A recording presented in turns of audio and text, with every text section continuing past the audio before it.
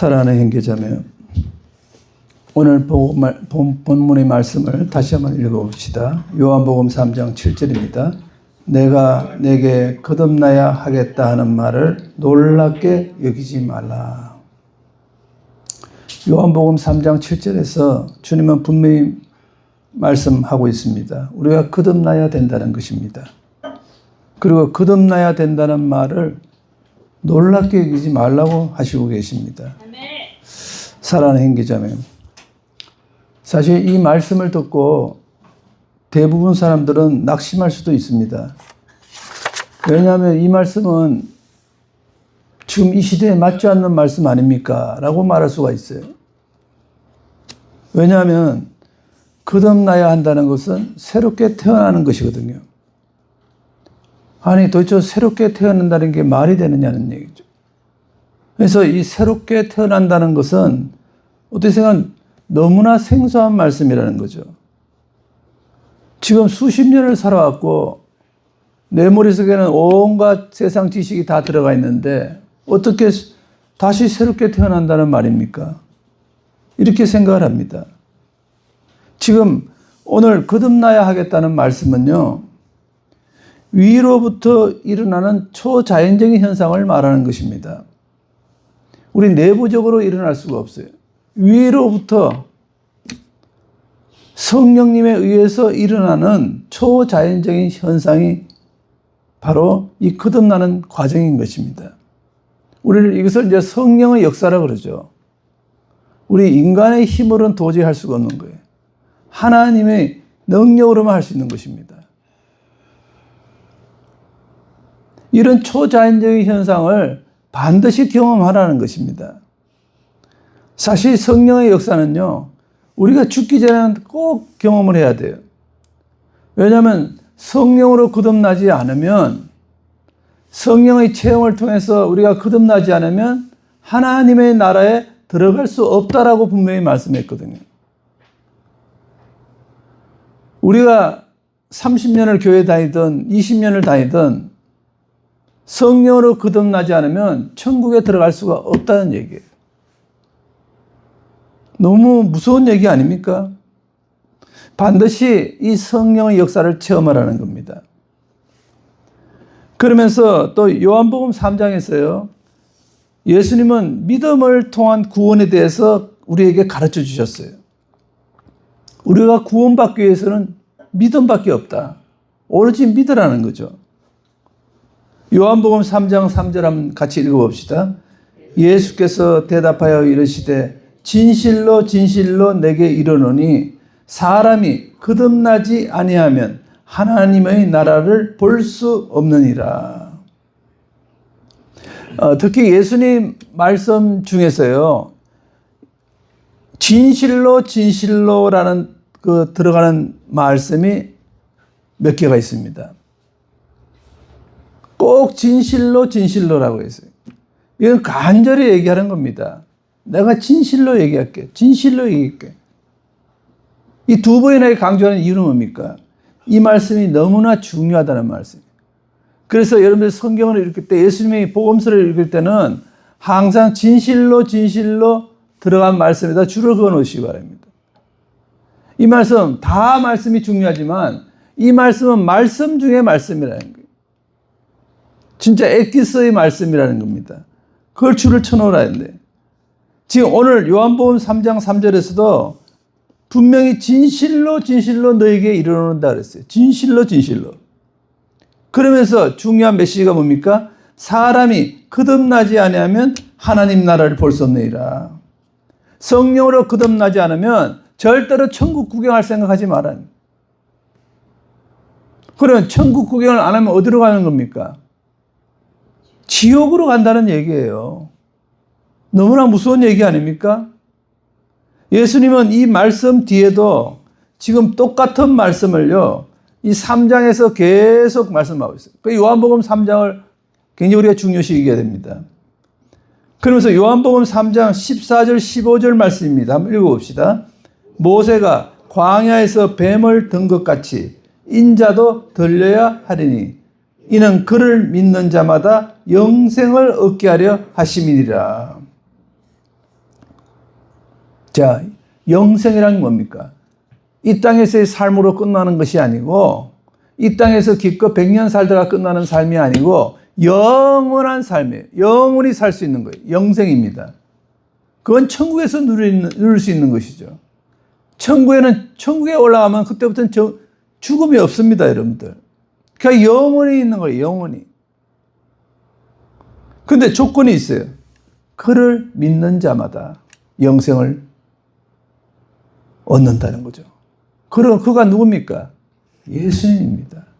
예수님을 믿어야 되는 것이. 또 주님은 이렇게 말씀하십니다. 요한복음 3장 18절 말씀입니다. 한번 읽어봅시다. 그를 믿는 자는 심판을 받지 아니하는 것이요 믿지 아니하는 자는 하나님의 독생자의 이름을 믿지 아니하므로 벌써 심판을 받은 것이니라. 자, 그가 누굽니까? 여기서 예수님이죠. 예수님을 믿는 자는 절대로 심판을 받지 않는다는 거예요. 그런 반면에 그럼 예수님을 믿지 아니하는 사람은 어떠냐? 그 사람은 이미 하나님의 독생자 예수 그리스도의 이름을 믿지 아니하기 때문에 이미 벌써 심판을 받았다는 거예요. 자, 오늘 이 요한복음 말씀을 통해서 우리가 내릴 수 있는 결론이 있는데 그게 무엇일까요?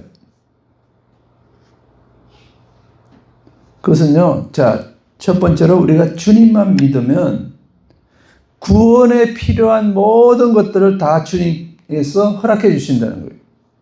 주님께서 다 제공을 해 준다는 겁니다. 구원을 받을 수 있는 모든 필요한 것들을 다 제공해 주십니다. 실제로 우리가 주님을 믿는 사람들에게 주님이 주신 게 선물이 첫 번째 선물이 뭡니까? 이게 예수님을 믿는 자에게 주님은요, 새 생명을 주셨어요. 새 생명. 아니, 우리가 태어날 때 생명이 있는데 또 다른 생명이 있다고요? 그렇습니다. 거듭날 때 새로운 생명으로 다시 태어나는 거예요. 다시 태어난 겁니다. 이전에 예수님을 믿고 거듭나기 전하고 그 후는요, 전혀 다른 인간이에요. 뭐, 육체적인 건 똑같지만은 안에 모든 마음의 심령이 다 틀려집니다. 예수 믿기 전에는 어둠의 영, 사탄 마귀가 나를 딱 내 안에 들어와서 나를 지배하고 있지만 성령을 받고 나서 하나님의 영이 우리 안에 들어오면은 내 안에 있는 사탄 마귀 귀신들은 다 쫓겨난다네. 그 자리에 누가 차지합니까? 하나님의 영, 성령이 내 자리에, 내 속에 들어와서 자리를 차지하는 거예요. 자리 바꿈이 일어난다는 거예요. 이 자리 바꿈이 바로 거듭남이고 이게 새 생명을 받는 것입니다. 그 순간 이제 나는 믿게 되는 거죠. 완전히. 그전에는 전혀 예수님이라는 존재를 믿지 않다가 새 생명을 딱 받고 나서는 그때부터는 그냥 성령이 들어오고 나서는 그때부터 다시 거듭나서 믿게 된다는 거예요. 이 믿음은요, 누가 뭐래도 변치 않는 믿음이 들어가는 거예요. 누가 뭐래도. 아, 그동안 내가 쏘았구나. 이제 더 이상 쏘지 않는다는 거예요. 우리가 예수님을 의지하는 까닭이 뭡니까? 여러분들 예수님을 매일매일 의지하고 있습니까? 힘들 때마다, 어려울 때마다, 정말 시련이 올 때마다 오직 예수님만 의지합니까? 아니면 사람을 의지합니까? 사람을 의지해서 도와줄 것은 하나도 없어요. 도움을 받을 수 없습니다. 어떤 어려운 상황이라도 예수님께 우리는 의지를 해야 돼요. 특히 구원의 문제는 특별히 그렇습니다. 우리가 이 땅에 살면서 마지막 종착역이 천국에 들어가는 거잖아요. 기껏해야 100년밖에 더 살겠어요. 언젠가 또 죽을 수도 있어요. 그 전에도 죽습니다. 오늘 내일 보장이 안 돼요. 지금 세상이. 너무나 사고가 많지 않습니까? 자, 그러면 우리가 예수님을 의지하는 것은 결국은 구원을 얻기 위한 겁니다. 천국에 가기 위한 겁니다. 죽은 다음에 지옥이 아니라 천국 가기 위한 것이에요. 그러나 우리가 우리의 힘으로 천국 갈 수 있습니까? 우리의 능력으로 천국 갈 수 있습니까? 절대로 천국을 갈 수가 없어요. 우리의 힘으로도 우리의 능으로도 우리는 절대로 구원을 받을 수가 없습니다. 누군가 구원을 위해서 도와줘야 된다. 구원이 만일 우리의 능력으로 가능하다면 어떻게 될까요? 내 스스로 구원할 수 있다. 내가 나를 구원할 수 있을 거야. 그렇다면 예수님은 필요 없는 존재죠. 주님이 필요 없습니다. 그러나 우리의 힘으로는, 우리의 능력으로는요, 불가능하다는 거예요. 구원받는 것은. 그래서 우리가 할 일은요, 딱 하나밖에 없습니다. 그냥 주님을 믿으면 된다는 거예요. 아, 이거 너무 쉽지 않습니까? 주님을 믿으라는 거죠. 그러면 주님이 우리를 그 믿음을 보시고 가짜 믿으면 안 됩니다. 그냥 내가 구원받기 위해서 말로만 하는 믿음. 주님은 우리 속마음을 다 들여다보시기 때문에 주님을 속일 수가 없어요. 우리가 진짜 주님을 믿으면 주님은 우리를 새로운 피조물로 완전히 만들어 주신다. 이전의 내가 아니라 새로운 나를 만들어 주신다. 그것이 주님께서 하시는 일입니다. 성령을 통해서 주님이 하시는 일이에요. 우리가 성령으로 거듭나면 오직 이것은 하나님의 은혜로 구원을 받은 것입니다. 오직 다른 누구의 은혜도 없습니다. 오직 주님의 은혜로 우리는 구원을 받는 것이에요. 그렇기 때문에 그때부터는 이제 우린 주님의 종이 되는 겁니다. 세상의 종이 아니라 주님의 종이 돼서 주님이 말씀하신 대로 순종만 하면 되는 거예요. 주님이 명령하시는 대로 순종만 하면 됩니다. 그러면 주님이 우리 안에서 새로운 역사를 막 이루어 나가는 거예요. 주님의 말씀에 순종하면 처음에는 좀 순종하기가 어렵지만은 아멘하고 그렇게 하겠습니다라고 응답을 하고 내가 순종하는 행동을 하면은 그때부터 새로운 역사가 씌워진다는 거죠. 새로운 역사가 일어납니다. 그러니까 나는 없고 주님이 내 안에 들어와서 일을 하시는 거예요. 나는 죽고 주님이 내 안에 사시는 겁니다. 주님이 이제든 주님이 하시는 거예요. 모든 일을 주님이 하시는 겁니다. 그러니까 그의 우주 만물을 말씀으로 창조하신 주님이 그걸 못하신 무슨 일을 못하시겠어요? 이 땅에서. 우리가 불가능하게 보이는 모든 일은 주님이 하실 수 있어요. 믿습니까, 여러분들? 주님은요, 우리 이 연약한 우리를 위해서 갈보리 십자가에서 죽으신 분 아니십니까? 왜 멀쩡한 하나님의 아들이 왜 십자가에 능력이 없어 그렇게 죽었었어요? 그 십자가에 매달던 로마 병사들이라든지 모든 로마 군대를요, 한순간에 그냥 다 죽일 수도 있었어요. 한순간에. 그러나 그렇게 하지 않았어요. 주님은 갈보리 십자가에서 기꺼이 아버지 하나님의 말씀에 의해서 순종을 했습니다. 그리고 죽으셨어요. 자, 그렇다면 성령의 역사를 한번 볼까요? 성령님이 우리 안에 들어오시면요, 우리는 삶 가운데서 성령님이 우리 안에서 일하십니다. 역사하신다는 거죠. 그래서 먼저 첫째는 우리 마음을 변화시켜 주세요.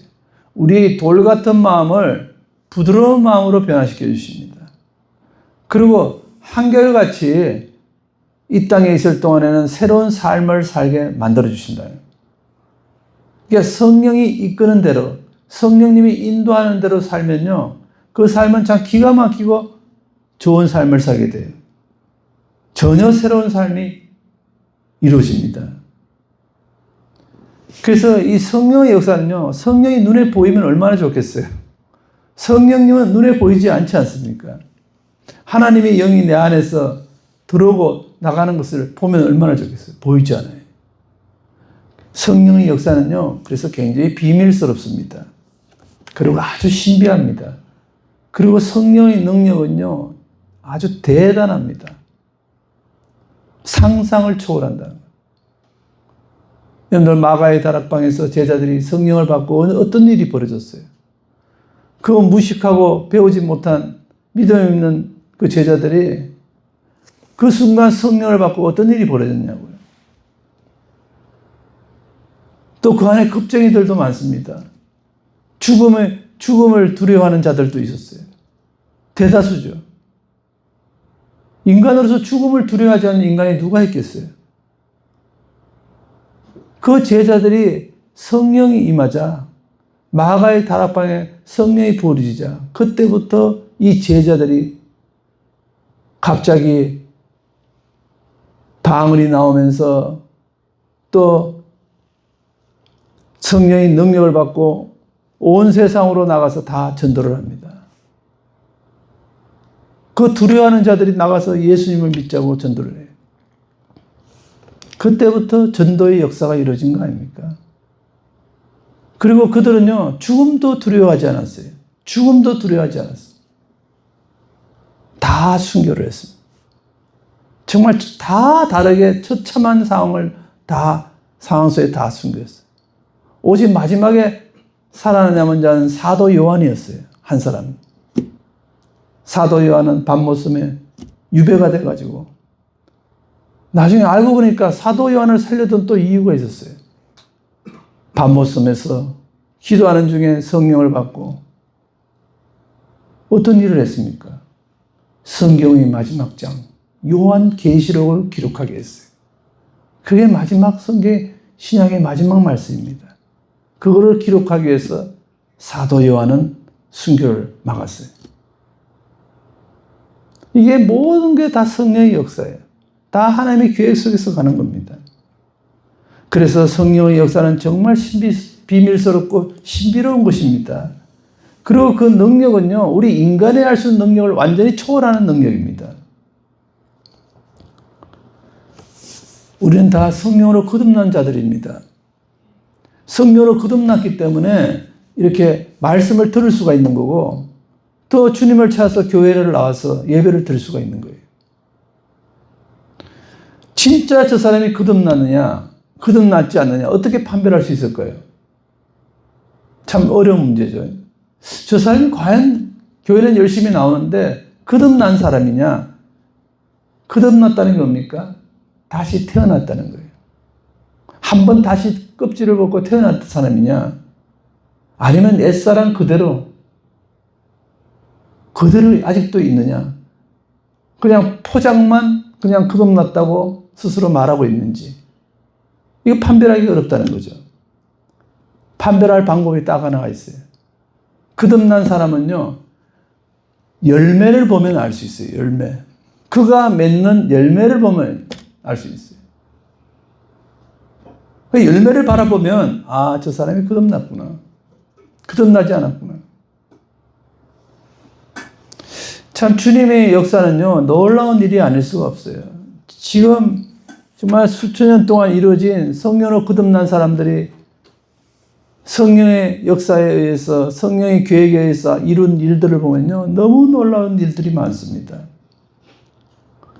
우리는 그 평범한 한 인간이 어떻게 그렇게 큰 일을 이루어 놨는지 우리가 지금 역사적인 증거로서 충분히 말씀드릴 수가 있어요.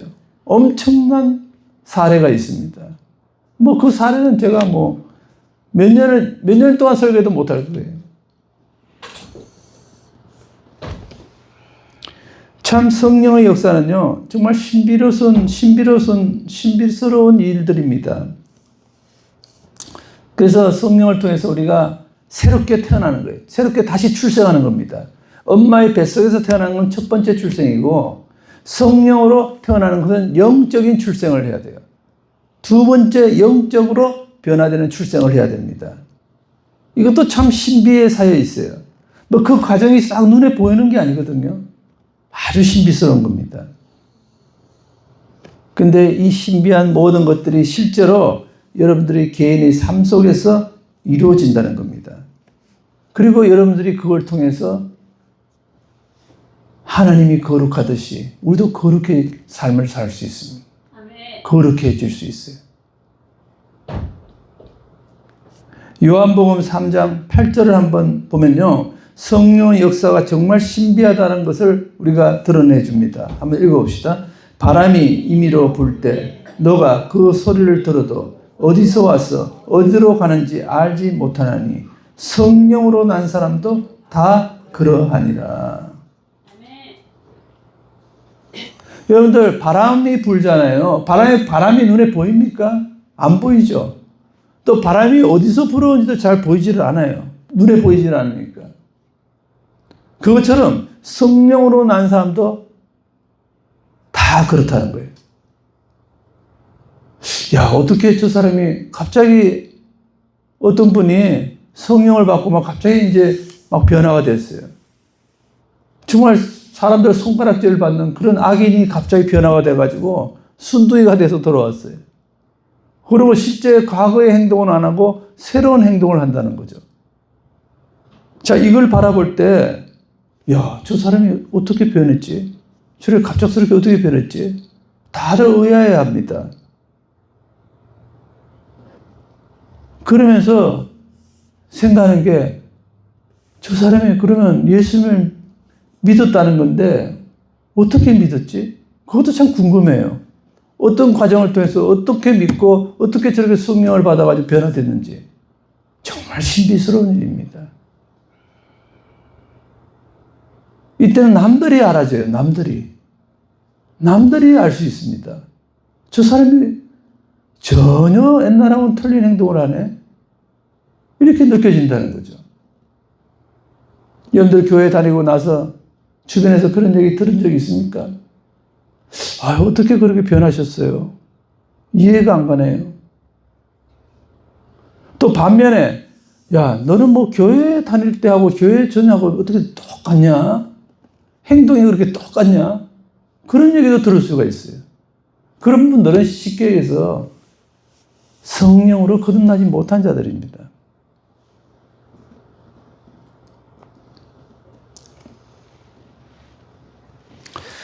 참 성령의 역사는요, 정말 신비한 것입니다. 그래서 이러한 신비한 청년이 오히려 예수님을 받아들이기를 거부하는 이유로 사용될 수가 있어요. 그러나 그렇게 해서는 안 됩니다. 자, 농부가 어떤 사람에게 씨를 뿌리라고 했죠. 그런데 그 말을 들은 사람이 이렇게 얘기를 했다고 합시다. 아, 씨를 뿌리면 뭐합니까? 하나님이 그 씨를 자라게 하지 않는다면 아무 소용이 없는 짓 아닙니까? 이렇게 말했다고 합시다. 하나님이 그 씨를 자라게 하지 않기 때문에 나는 씨를 뿌리지 않겠다. 이렇게 한다는 것은 사실 도무지 생각할 수 없는 핑계죠. 일을 하기 싫으니까. 자, 우리가 오늘 말씀을 통해서 첫 번째 기억해야 될 것은요. 이러한 생명을 자라게 하는 것은 오직 하나님의 엄밀한 능력만이 가능하다는 거예요. 하나님의 엄밀한 능력만이 생명을 자라나게 할 수 있다. 여기 오늘 첫 번째 메시지입니다. 그러니까 땅을 갈지 않겠다고 말하면서 오히려 내가 게으름을 피우는 거, 이거를 정당할 수가 없다는 거예요. 제가 참 좋아하는 시편 말씀이 있는데요. 시편 121편 1절 2절 말씀입니다. 우리가 소리내어 한번 읽읍시다. 내가 산을 향하여 눈을 들리라. 나의 도움이 어디서 올까? 나의 도움은 천지를 지으신 여호와에게서로다. 아, 나의 도움이 어디서 올까? 온 산을 돌아봐도 누가 나를 도와줄까? 그러면서 고백이 뭡니까? 나의 도움은 이 천지를 말씀으로 만드신 오직 여호와 하나님밖에 없다. 하나님만이 나를 도울 수 있다. 어떤 누구도 도울 수 없다. 사실 우리의 모든 것이요 다 하나님의 뜻에 달려있다는 걸 기억하시기 바랍니다. 우리가 하려고 하는 모든 것은 하나님이 많이 이룰 수가 있는 거예요.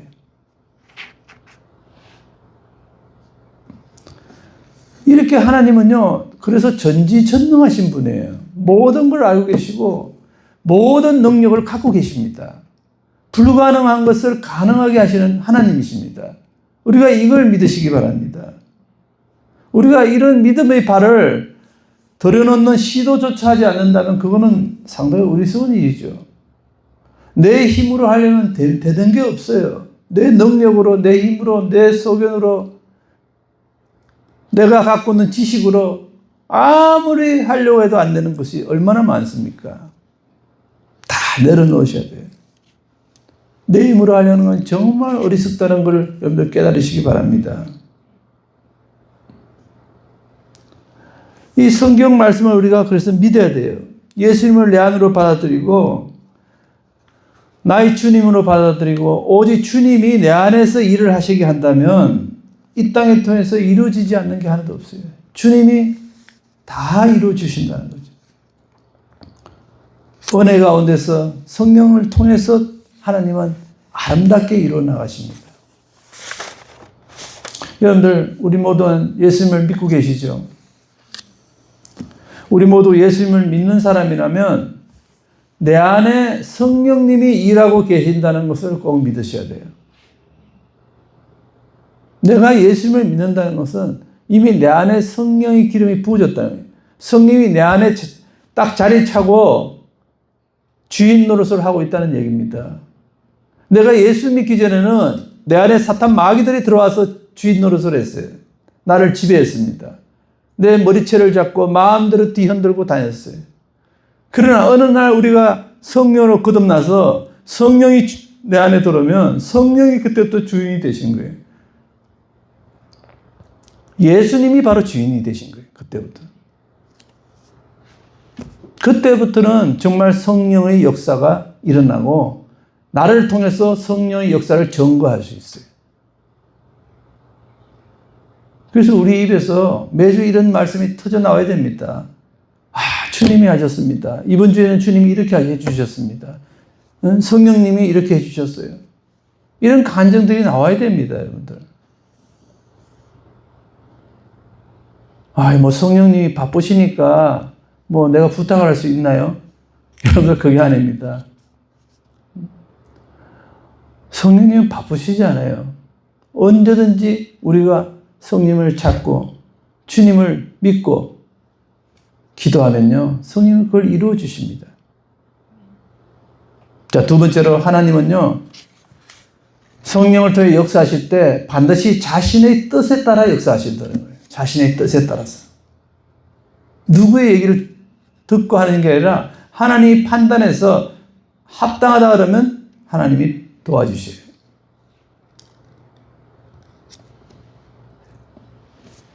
자, 이 말씀은 우리가 자칫 오해하면 뭐 내 안에 성령님이 계시니까 성령님이 다 알아서 해 주실 거예요.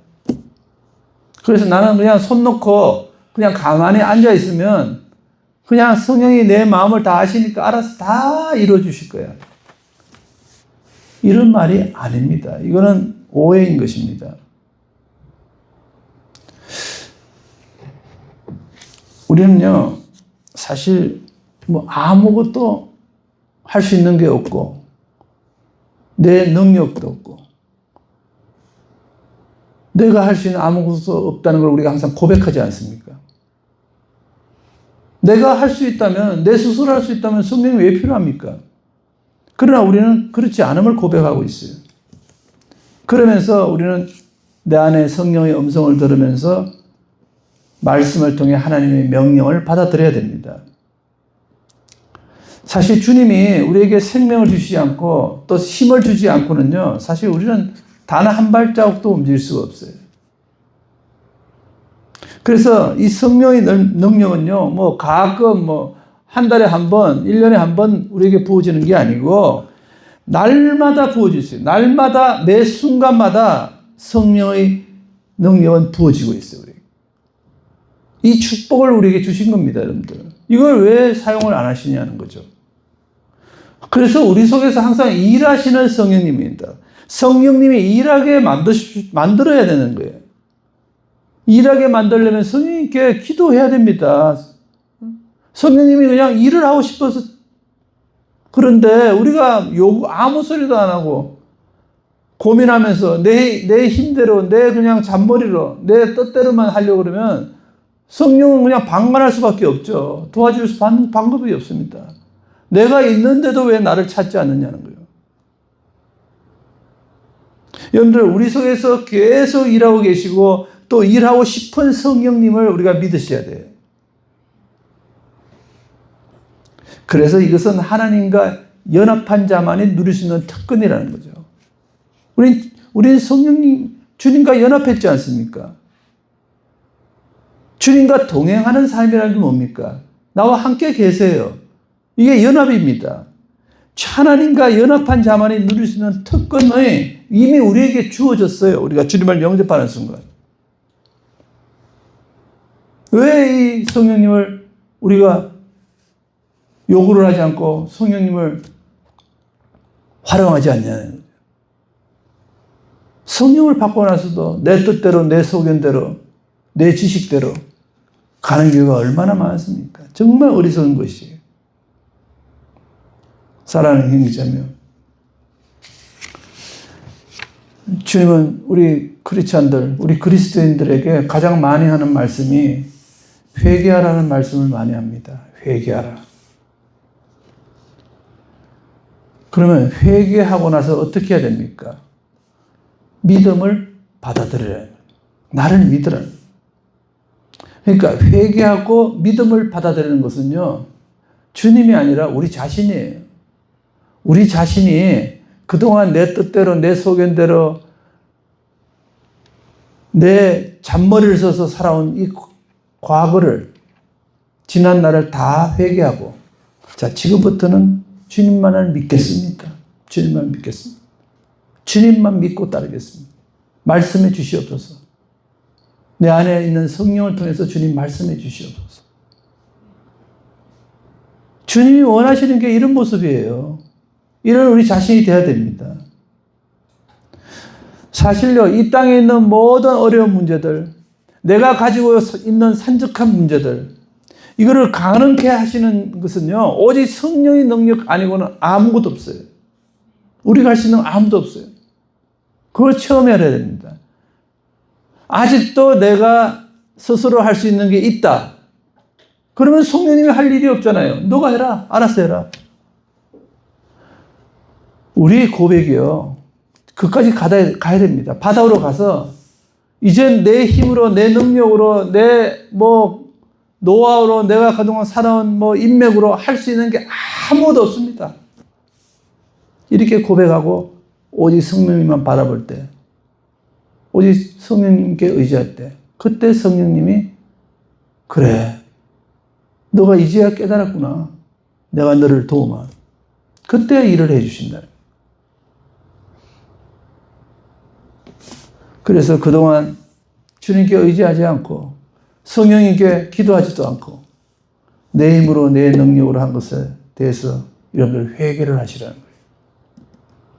오늘 이후라도 회개를 하시고, 이 회개가 없이는요, 성령이 다시 임하지를 않습니다, 여러분들. 그러면 성령이 임하지 않고는 모든 일이 다 불가능해져요. 되는 게 하나도 없습니다. 되는 게 하나도 없어요.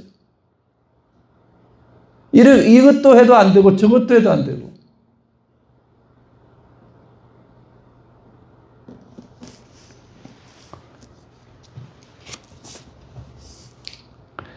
왜 이렇게 모든 일이 다 불가능하게 만들어 놓으실까요? 왜냐하면 이 성령을 받은 사람은요, 모든 사람이 다 편할 것 같아도 하나님은요, 다 한 가지씩 정도의 고난은 허락하십니다. 교만해지지 않기 위해서. 하지 말라는 데서 한 가지씩 고난은 줘요. 누구에게나 다 고난이 있어요. 여기 계신 분들, 나는 고난이 하나도 없는데요, 이렇게 말하실 분은 한 분도 없을 겁니다. 다 한 가지씩은 다 고난이 있어요. 그 이유가 뭔지 아십니까? 아직도 내 안에 역사하시는 주님이 살아계시다는 걸 깨닫게 하기 위함이에요. 그걸 잊지 말아요. 우리가 자칫 눈에 보이지 않으니까 망각할 때가 많아요. 잊어버릴 때가 많다. 그걸 잊지 말라는 거예요. 주님이 아직도 살아계시다. 아직도 주님이 너와 함께 계시고 지금도 숨쉬고 계시고 너와 동행하고 있다는 것을 깨닫게 하시기 위함이에요. 여러분들 아직도 주님이 살아계심을 믿습니까? 아직도 주님이 역사하고 계신 것을 믿습니까?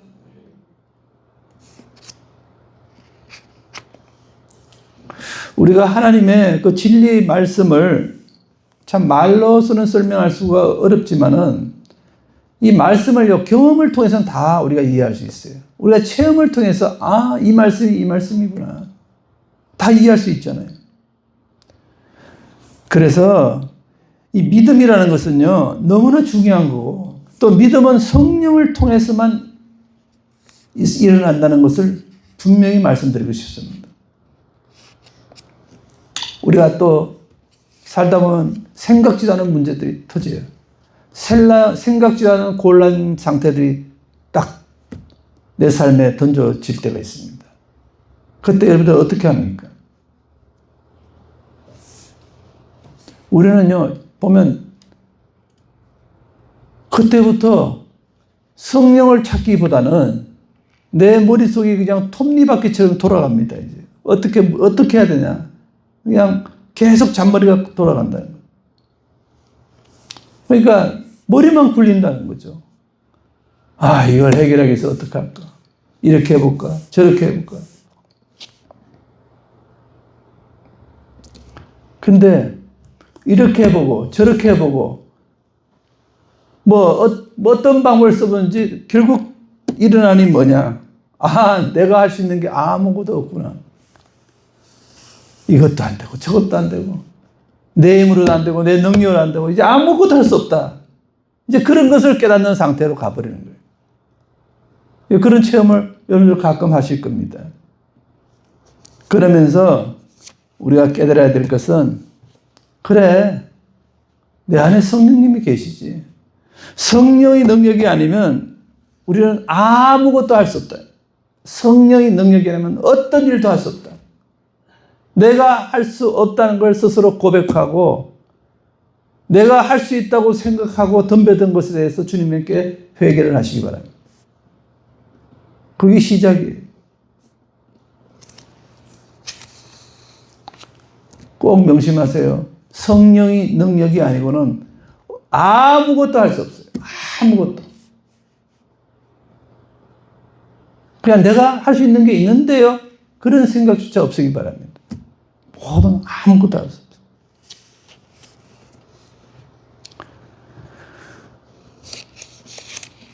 예수님께서 공생애를 끝내고 십자가에서 죽으시고 다시 부활하셨습니다. 참 그 부활의 장면에서 제자들이 너무나 감격을 하죠. 와, 참 그 장면을 생각하면 참 눈물 나는 장면 아닙니까?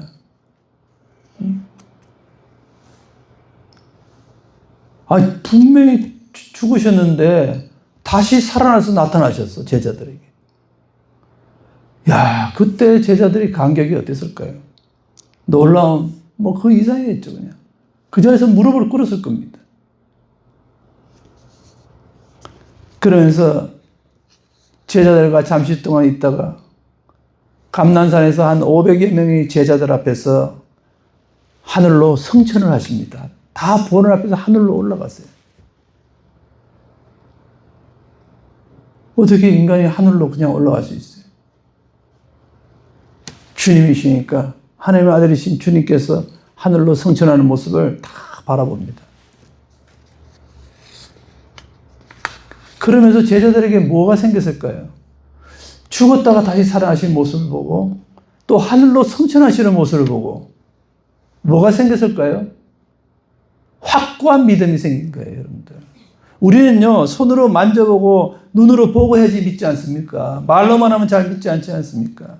성경에서 아무리 말로만 해도 못 믿잖아요. 자꾸 의심이 생기고. 그래서 예수님이 마지막에 다 보여주셨어요.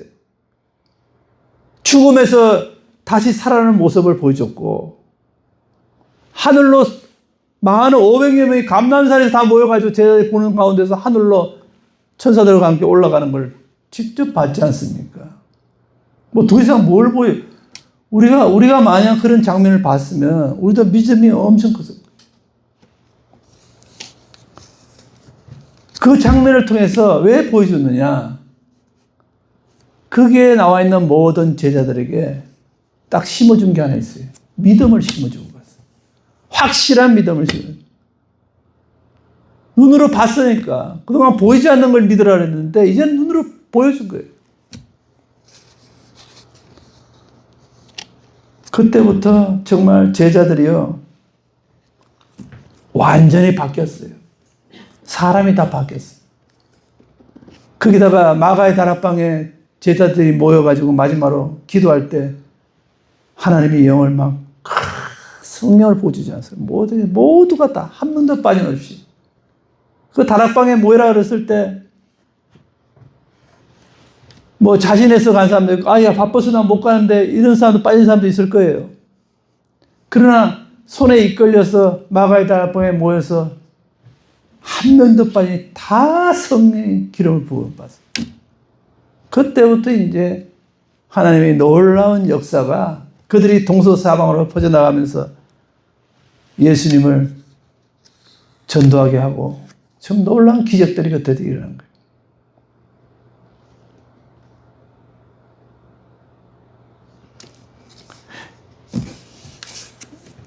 하나님이 성령을 보여주신 이유는요, 우리 속에서 뭔가 하나님의 은혜가 나타나게끔 만들어주시는 거죠. 그래서 성령님은 먼저 우리 본성을요, 초자연적인 현상으로 우리 본성을 싹 바꿔줬어요. 본성을. 이 본성 바꾸기가 어렵거든요. 본성을 바꿔줬다니까요. 본성을. 여러분들 본성 바꾸고 싶지 않습니까? 본성을 바꿔줬어요. 그리고 내 육신에 있는 그 마음들 있잖아요. 만날 근심 걱정하는 그런 생각들이나 하여튼 무슨 일이 터지면 딱 터지는 생각들이 있어요. 마음이 있어요. 아주 돌 같은 마음들이 있습니다. 내 마음속에 나를 짓누르는 그 돌 같은 마음을 완전히 제거해 주셨어요. 산산조각 내 주셨어요. 다시는 우리 편안한 마음을, 주님께 향하는 마음을 그냥 방해하는 그런 돌들을 다 깨주셨어요. 장애물들을 딱 제거해 주셨어요. 그리고 우리 안에 있는 똘똘 뭉쳐져 있는 그 과거의 죄들, 그런 죄들을 한마디로 회개할 수 있도록 또 만들어주셨어요. 그게 성령의 은혜가 부어지고 난 다음에 일어나네요. 회개의 역사가 일어나요. 그러면서 이제 새로운 피조물로 하나님이 그들을 다 제자들을 사용하셨어요. 전혀 새로운 피조물이 돼서 사용해 주셨어요. 사랑하는 형제자매,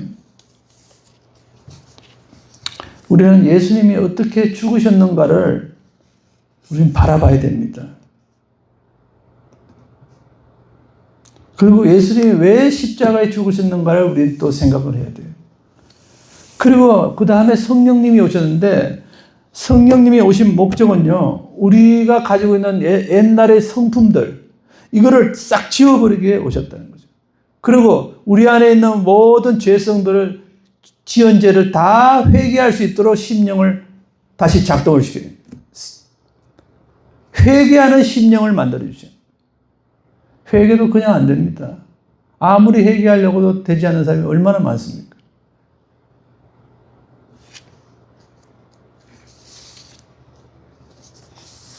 그래서 우리는 때때로 정말 살면서요, 갑작스러운 질병이나 외로움이 찾아올지라도 항상 하나님의 뜻에 무조건 감사하시기 바랍니다.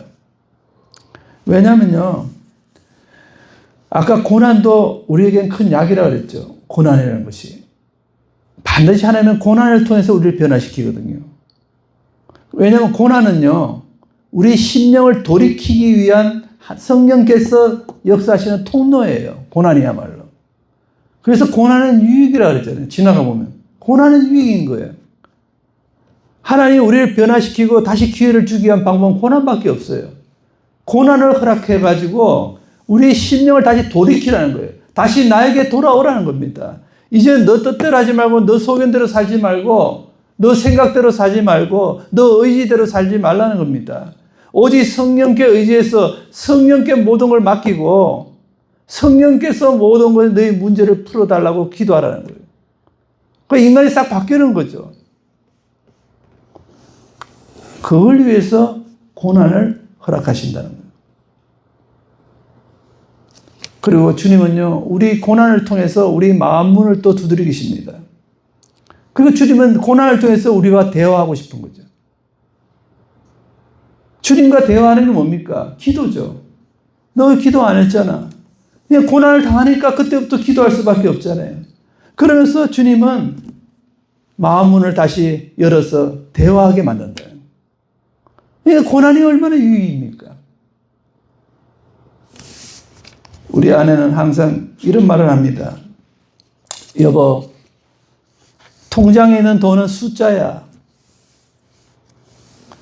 부자들은 그 통장에 있는 숫자를 늘리기 위해서 열심히 일을 하지만 나는 그 숫자를 빼가지고 정말 이 세상에 있는 가난하고 힘든 자를 도울 거야. 늘 이런 말을 했습니다. 나는 그게 가볍게 들었지만은, 그거 굉장히 중요한 말씀이더라고요. 세상 사람들은 통장에 있는 숫자를 늘리기 위해서 일하지만 나는 그 숫자를 빼가지고 가난하고 힘든 사람을 도와주는 일을 할 거다. 늘 이런 말을 했거든요. 저희 아내야말로 성령의 사람이구나. 이게야말로 하나님의 뜻이구나. 그래서 저는 항상 저희 아내를 통해서 성령님이 역사하시는 걸 봅니다. 그리고 지금도 주님이 저희와 함께 쉬지 않고 일하신다는 것을 매일매일 경험하고 있습니다. 사랑하는 형제자매요. 혹시 지금 양심을 배반하고 성령을 거절한 적이 있습니까? 아니면 예수님의 사랑에 어긋나는 죄를 짓고 있습니까? 그래도 소망이 있습니다. 그래도 희망이 있습니다. 그 희망의 문이 뭔지 아십니까? 회개의 문입니다. 주님은 회개할 수 있는 문은 항상 열어두고 있어요.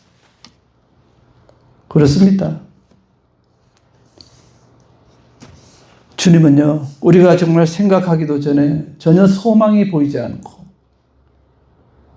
동서사방 다 막혀있는 상황에서도 회개를 베풀 수 있는 분이라는 걸 기억하시기 바랍니다. 지금 우리나라는 너무나도 힘든 상황에 놓여 있습니다. 그리고 전 세계가 지금 너무나 힘든 선에 놓여 있어요. 지금 전쟁과 지진과 화산 폭발로 지금 이 지구가 너무나도 위험한 선에 놓여 있어요. 저는 이 모든 것이요, 우리 지구에 주는 고난이라고 생각합니다. 마지막 때에 주는 고난이에요. 다시 돌아오게 만드는 겁니다. 그래서 이걸 통해서 그리스도의 죽음을 묵상하게 만드는 하나님의 계획이라고 생각합니다. 이걸 통해서 온 인류가 회개하는 다시 기회를 주는 거예요. 회개할 수 있는 기회를 주는 겁니다. 회개를 해야만, 왜냐하면 모든 것이 다 풀어질 수가 있습니다. 앞으로 우리 모두가 이렇게 기도하시기 바랍니다. 주님, 제 마음을 정결케 해주세요. 제 마음을 정결케 해주세요. 그리고 주님, 제 속에, 성령께 제 속에 들어오셔가지고 제 마음을 또 새롭게 해주세요. 내 마음을 새롭게 좀 바꿔주세요. 주님, 제 마음 속에 또 회개의 역사를 일으켜 주세요. 오늘부터 이런 기도를 하시기 바랍니다. 이 마지막 때, 이 힘든 때, 이 기도는 너무나 중요하십니다. 내 마음을 정결케 해주세요. 내 마음속을 새롭게 만들어주시고 내 마음속에 회개의 역사가 일어나도록 도와주세요. 그렇게 할 때 성령은 어떤 역사를 보이시냐? 우리 마음의 눈이 확 열리게만. 마음의 눈이 열려요. 그러면서 눈이 새롭게 열리면서 그 땀방울이 핏방울로 변하는 주님의 모습을 보게 될 것입니다.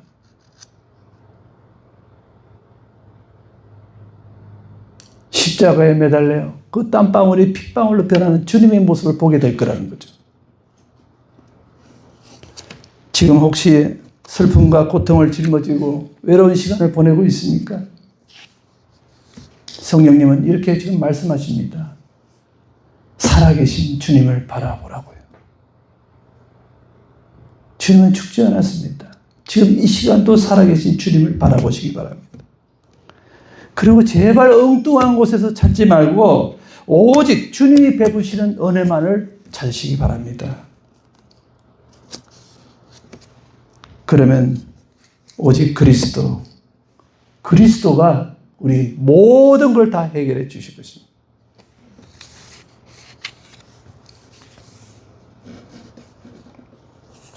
그런 우리 모두가 되시기를 예수님 이름으로 기도드립니다.